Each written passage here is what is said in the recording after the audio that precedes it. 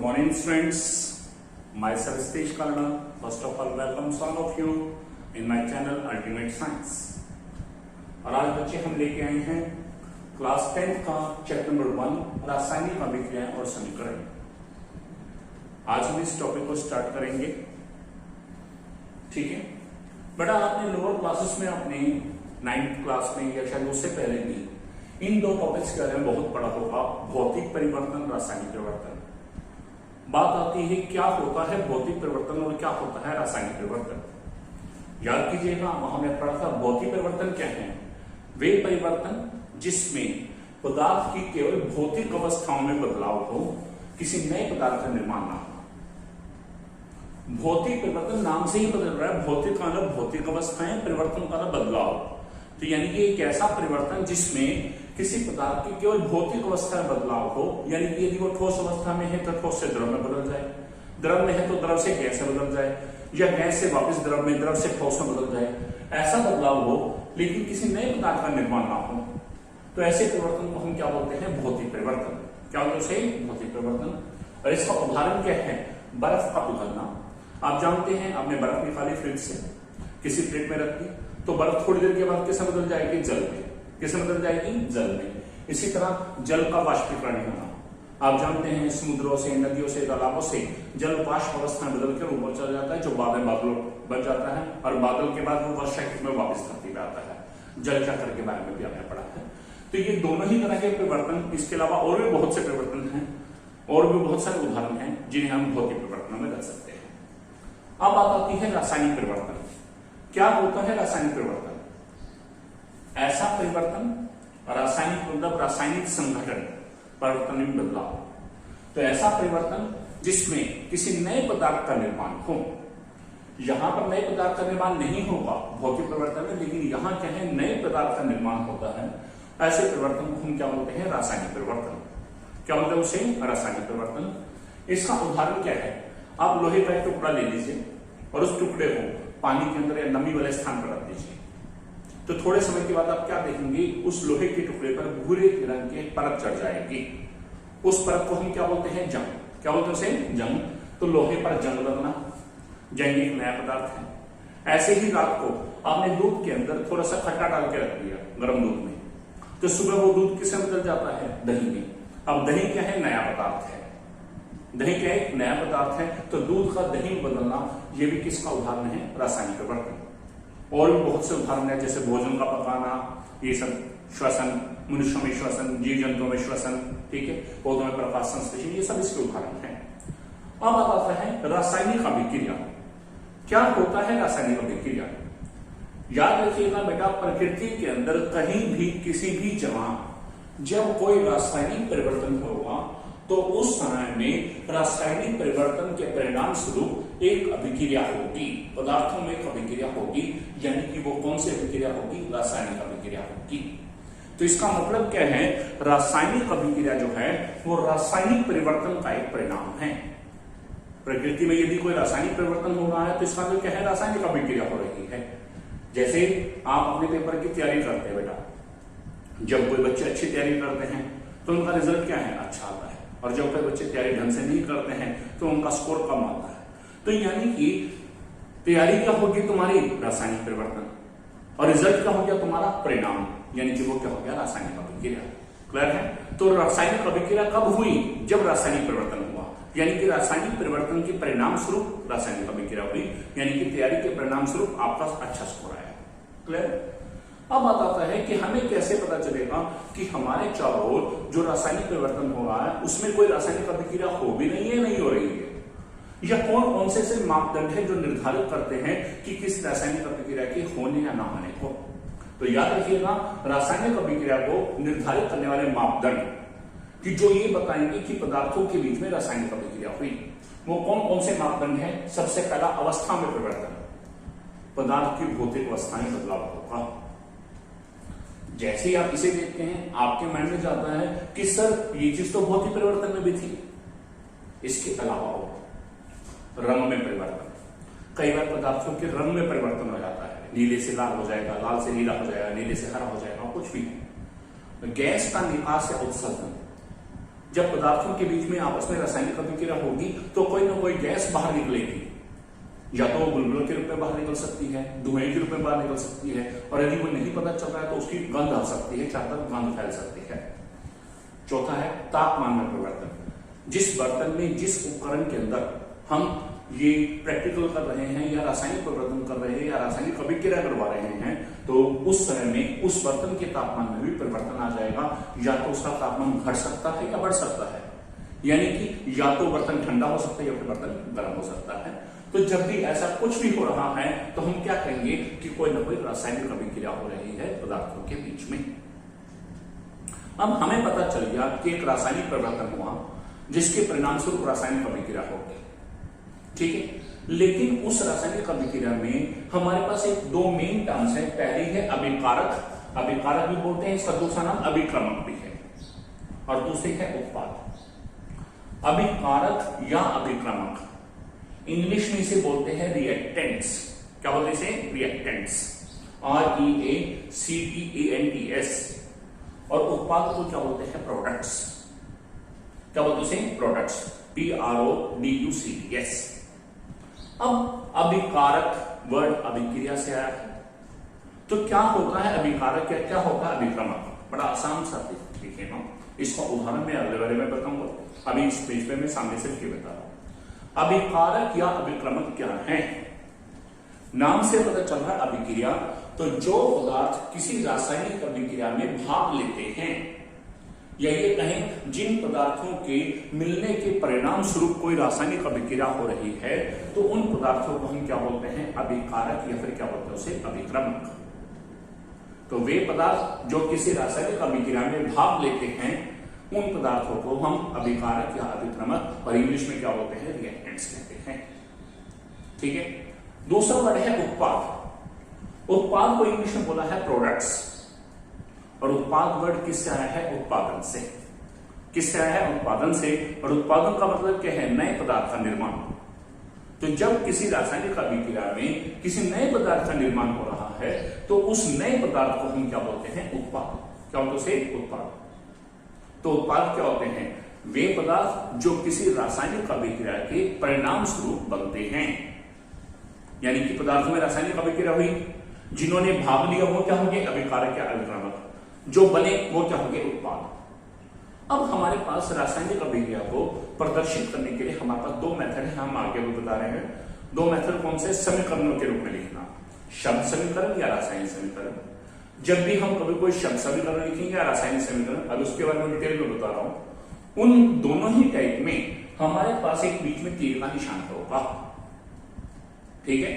शब्द समीकरण में भी और रासायनिक समीकरण में भी बीच में तीर का निशान होगा, और तीर के निशान के लेफ्ट साइड यानी कि बाईं ओर हमेशा क्या लिखे जाएंगे? अभिकारक या अभिक्रमक, और दाईं ओर क्या होंगे? हमेशा उत्पाद। यदि एक से ज्यादा होंगे, या हम ये कहें एक से ज्यादा अभिकारक या अभिक्रमक हैं, या एक से ज्यादा उत्पाद हैं, तो बीच में प्लस का निशान आएगा। मान लो 2 अभिकारक हैं तो बीच में एक प्लस आ गया, 3 होते तो बीच में 2 प्लस आ जाते। ऐसे ही उत्पाद यदि 2 है तो बीच में 1 प्लस आ जाएगा, एक यहां लिखेंगे, उत्पाद 1 यहां लिखेंगे, यदि इससे ज्यादा है तो प्लस प्लस करवा देंगे, ठीक। यह है हमारे पास अभिकारक, अभिक्रमक, उत्पाद के बारे में। आगे हम चलते हैं।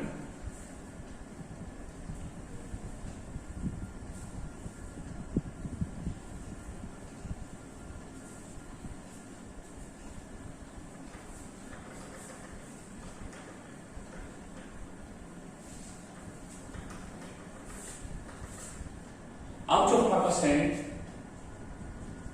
टॉपिक का नाम है रासायनिक अभिक्रिया को प्रदर्शित करने के ढंग। हमें ये पता चल गया कि किसी पदार्थ में रासायनिक अभिक्रिया हो रही है, यानी कि पदार्थ के बीच में आपस में एक रासायनिक परिवर्तन हुआ जिसके परिणाम स्वरूप रासायनिक अभिक्रिया हो रही है। तो हमें उस रासायनिक अभिक्रिया को प्रदर्शित करना है। तो हम उसे कैसे प्रदर्शित कर सकते हैं? इसके लिए हमारे पास 2 मेथड हैं। सबसे पहला होता है शब्द समीकरण, और दूसरा क्या है हमारे पास? रासायनिक समीकरण। क्या है? शब्द समीकरण। दूसरा क्या है? रासायनिक समीकरण। अब क्या होता है शब्द समीकरण, क्या होता है रासायनिक समीकरण, पहले ध्यान से समझिएगा। मैं आपको एक उदाहरण दे रहा हूं एक रासायनिक परिवर्तन का। क्या है उदाहरण? जब मैग्नीशियम रिबन को वायु की उपस्थिति में जलाया जाता है, तब वह वायु में उपस्थित ऑक्सीजन गैस के साथ अभिक्रिया करके एक श्वेत पदार्थ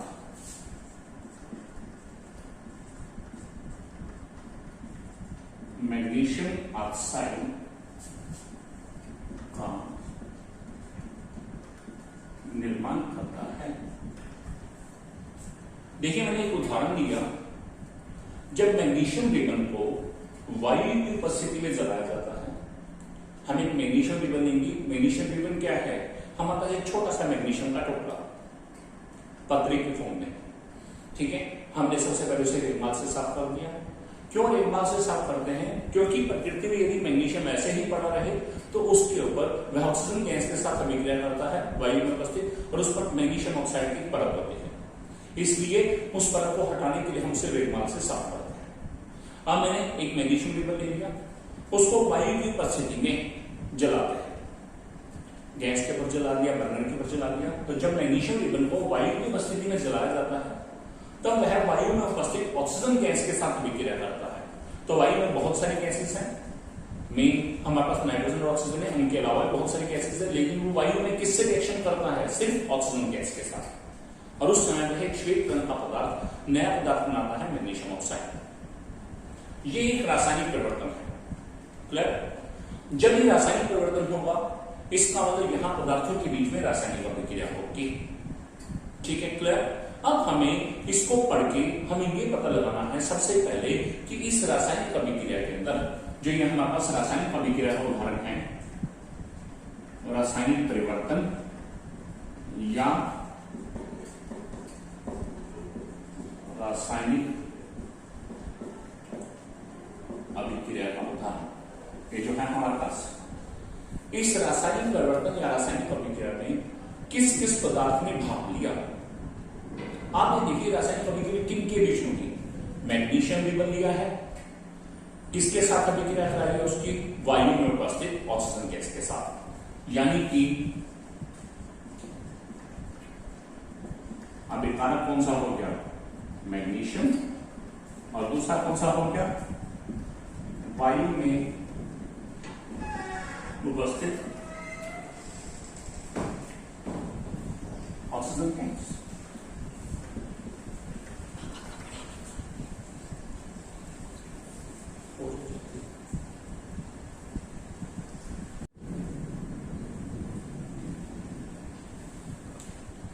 हाँ जी बच्चे, हम बात कर रहे थे कि हमारे पास इस रासायनिक परिवर्तन में या रासायनिक अभिक्रिया में किस किस पदार्थ ने भाग लिया।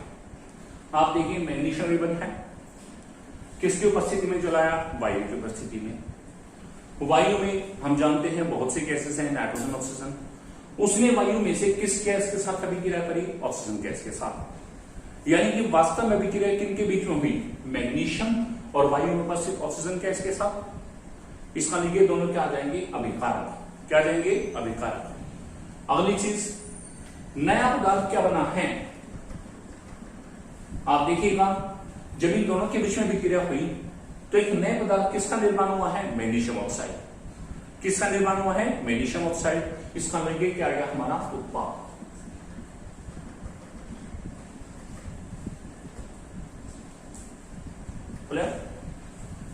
सबसे पहले तो हमें किसी भी रासायनिक परिवर्तन या रासायनिक अभिक्रिया के उदाहरण को पढ़कर हमें उसके बीच में ये पता लगाना है कि हमारे पास अभिकारक और उत्पाद कौन कौन से हैं, पता लगा दिया। अब हमारे पास आती है शब्द समीकरण लिखना या रासायनिक समीकरण। क्या होती है शब्द समीकरण और क्या होती है रासायनिक समीकरण?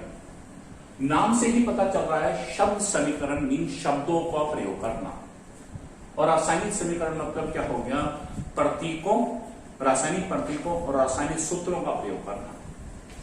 क्लियर? आप समझिएगा शब्द समीकरण क्या है और रासायनिक समीकरण। पहले बात कर रहा हूं शब्द समीकरण। जब किसी रासायनिक अभिक्रिया में भाग लेने वाले पदार्थों यानी कि अभिकारकों या अभिक्रम को और नए बनने वाले पदार्थों यानी कि उत्पादों को उनके नाम के द्वारा प्रदर्शित किया जाता है। दोबारा समझिएगा, जब किसी रासायनिक अभिक्रिया में भाग लेने वाले पदार्थों और नए बनने वाले पदार्थों को उनके नामों के द्वारा प्रदर्शित किया जाता है, तो इस तरह की रासायनिक अभिक्रिया के इस प्रकार के प्रदर्शन को हम क्या बोलते हैं, शब्द समीकरण। क्या बोलते हैं उसे? शब्द समीकरण। आप जरा देखिएगा, मुझे इस परिवर्तन की शब्द समीकरण लिखनी है। तो शब्द समीकरण लिखनी है, भले रासायनिक समीकरण लिखनी है, सबसे पहले हम सेंटर में एक तीर का निशान लगा देंगे। लगा दिया। अब हम ये देखेंगे कि अभिक्रिया किन के बीच में हो रही है, यानी कि अभिक्रिया में भाग ले रहे पदार्थ कौन से हैं। तो आपने देखा मैग्नीशियम और वायु में उपस्थित ऑक्सीजन गैस।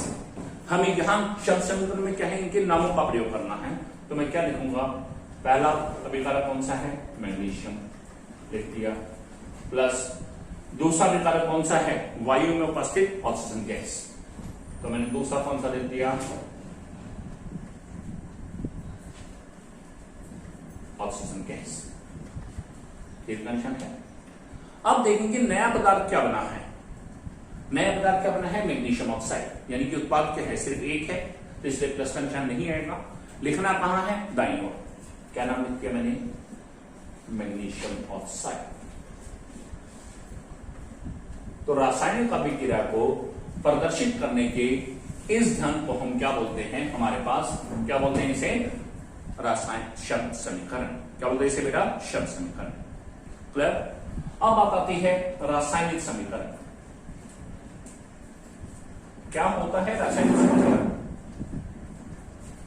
जब किसी रासायनिक अभिक्रिया में भाग लेने वाले पदार्थों और नए बनने वाले पदार्थों को, दोबारा समझिएगा, जब किसी रासायनिक अभिक्रिया में भाग लेने वाले पदार्थों और नए बनने वाले पदार्थों को उनके नामों की बजाय उनके रासायनिक प्रतीकों या रासायनिक सूत्रों के द्वारा प्रदर्शित करते हैं, तो रासायनिक अभिक्रिया को प्रदर्शित करने के इस ढंग को हम क्या बोलते हैं, रासायनिक समीकरण। यानी कि शब्द समीकरण में हमने नाम प्रयोग किए और रासायनिक समीकरण में हमें क्या करना है, उनके रासायनिक प्रतीक या रासायनिक सूत्र। वही सेम केस, एरो, तीर के निशान को एरो बोलते हैं। अब हम देखेंगे magnesium.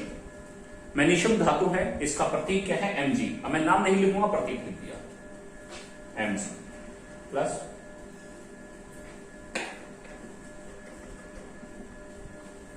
Oxygen gas. Oxygen gas का रासायनिक सूत्र क्या है, O2। तो Mg प्लस O2।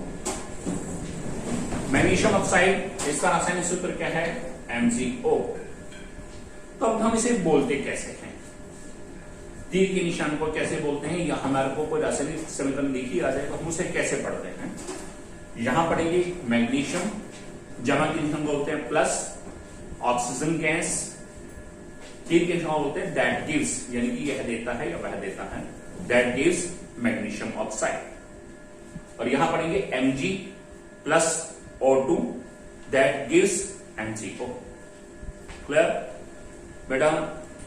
आज के हमारे जो ये टॉपिक थे इस चैप्टर के रासायनिक अभिक्रिया और समीकरण, मैंने आपको इसमें 4 टॉपिक समझाए। सबसे पहले मैंने बताया भौतिक समीकरण, दूसरा मैंने बताया भौतिक परिवर्तन, दूसरा मैंने बताया रासायनिक परिवर्तन, तीसरा मैंने बताया रासायनिक अभिक्रिया, चौथा है मैंने बताया रासायनिक अभिक्रियाओं को निर्धारित करने के मापदंड, पांचवा मैंने बताया रासायनिक अभिक्रियाओं को प्रदर्शित करने के ढंग, जिसमें 2 मैंने बताए टॉपिक शब्द समीकरण और रासायनिक समीकरण।